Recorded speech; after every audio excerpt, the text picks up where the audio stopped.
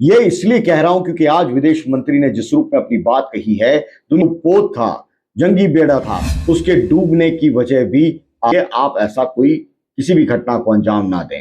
दूसरी तरफ जो ईरान और अमेरिका और इजराइल के मसले पर दुनिया दो हिस्सों में बटी है, तब भी भारत दोनों हाथों में एक तरफ इजराइल को साध कर रखा हुआ है, दूसरी तरफ ईरान की जंगी बेड़े को भी महफूज रख रहा है।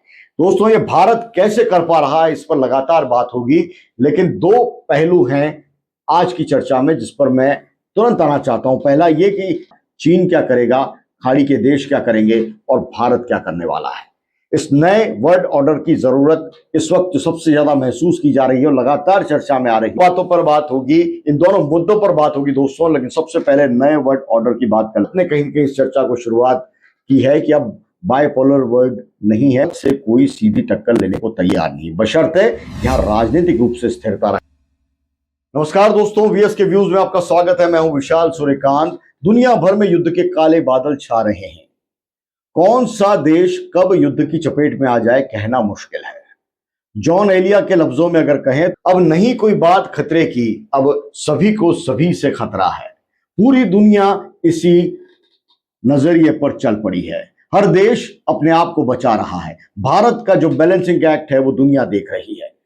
ये इसलिए कह रहा हूं क्योंकि आज विदेश मंत्री ने जिस रूप में अपनी बात कही है, दुनिया को साफ मैसेज है कि हिंद महासागर हमारा है। और जो आयरिस डेना, जो पोत था, जंगी बेड़ा था, उसके डूबने की वजह भी आज खुलकर सामने आई। दरअसल हिंद महासागर में आयरिस डेना और आयरिस लवान, दो ईरानी बेड़े, जंगी बेड़े हिंद महासागर में थे।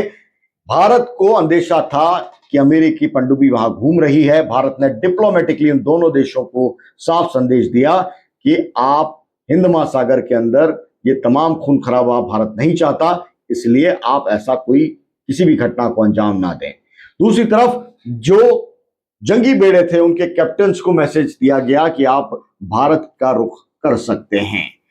आयरिस बेड़ा लवान के कैप्टन ने इस मैसेज को समझा, लेकिन आयरिस डेना के कैप्टन ने इस बात पर गौर नहीं किया। लिहाजा जिसने भारत की बात पर गौर नहीं किया वो हिंद महासागर में डुबो दिया गया। जिसने भारत की बात पर गौर किया, भारत की सलाह को माना, भारत के मशवरे को माना, वो कोच्चि के तट पर अपने तमाम 9 सैनिकों के साथ आज भी महफूज है और अपने जंगी बेड़े को भी बचाए हुए है। ये ताकत है भारत की दोस्तों, और ये ताकत है भारत की डिप्लोमेसी की।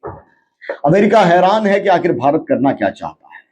भारत इस वक्त दुनिया दो हिस्सों में बटी है।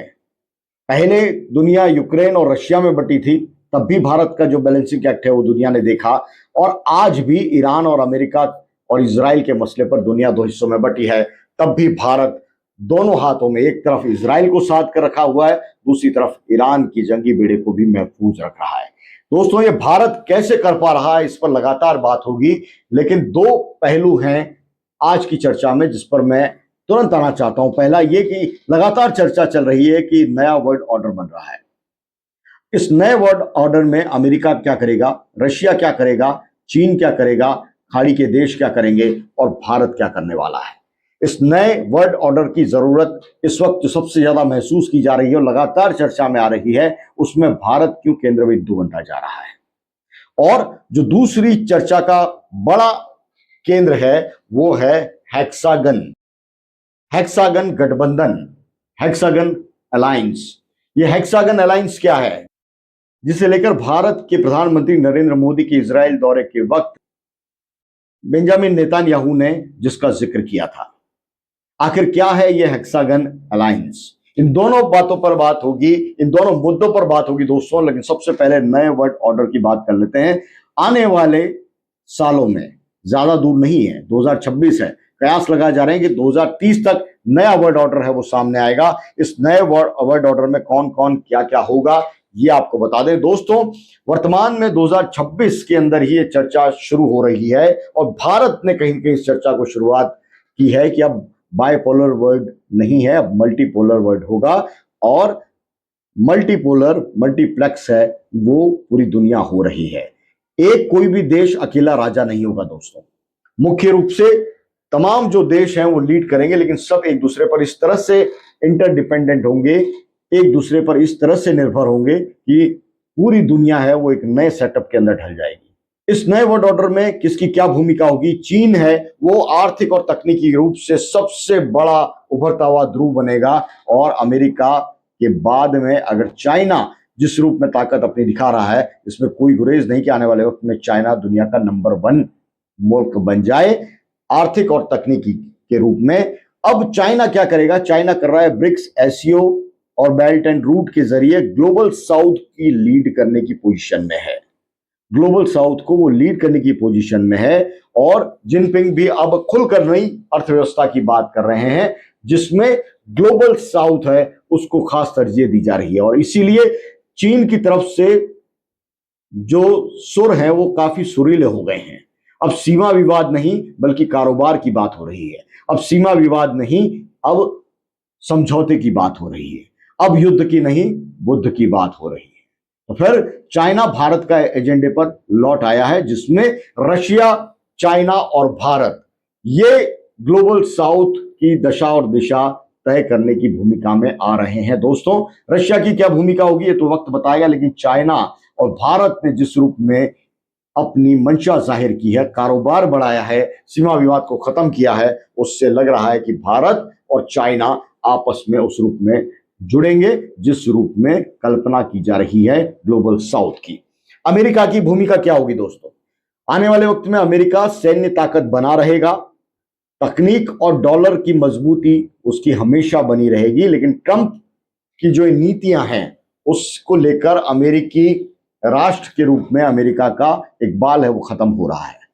अमेरिका के प्रति लोगों का भरोसा खत्म हो रहा है। एक अमेरिका सेल्फ सेंटर्ड होता जा रहा है। अमेरिका पहले दुनिया की परवाह करता था और इसीलिए अमेरिका की मान्यता थी सैन्य और आर्थिक ताकत के साथ में एक मॉरल अथॉरिटी अमेरिका की कहीं ना कहीं थी, खास तौर से जो अर्धविकसित या विकासशील देश हैं उनको मदद के मामले में। लेकिन ट्रंप ने टैरिफ वॉर छेड़कर पूरी दुनिया को एक तराजू में तोलने की कोशिश की है। इसका खामियाजा यकीनन अमेरिका को भोगना पड़ेगा, लेकिन अमेरिका जितनी बड़ी इकोनॉमी है उसका अर्थव्यवस्था का जो पूरा जखीरा है वो डूबने में भी समय लगेगा। तो नए वर्ल्ड ऑर्डर में भारत, चीन के साथ साथ अमेरिका की भूमिका होगी, लेकिन सीमित होगी। रशिया का क्या होगा? अगर नया वर्ल्ड ऑर्डर होता है तो रशिया क्या करेगा? रशिया ऊर्जा, हथियार, एंटी वेस्ट नैरेटिव मजबूत लेकर चल रहा है और पुतिन इसे मल्टीपोलर वर्ल्ड की संज्ञा दे रहे हैं। आने वाले वक्त को रशिया इस बात को स्वीकार कर चुका है कि अब अमेरिका और या रशिया दो खेमों के अंदर पूरी दुनिया को नहीं बांटा जा सकता। दुनिया अब नए गठबंधन और नए विकास के रास्तों पर चलेगी जिसमें नए मुल्क जुड़ेंगे, कई मुल्क हैं वो पीछे छूट जाएंगे। पहले दोस्तों अमेरिका और रशिया दोनों के बीच में तनातनी चलती रही और यूरोप बैलेंसिंग एक्ट कर रहा था। अब वही बैलेंसिंग एक्ट है वो शिफ्ट हो गया है भारत और चाइना की तरफ।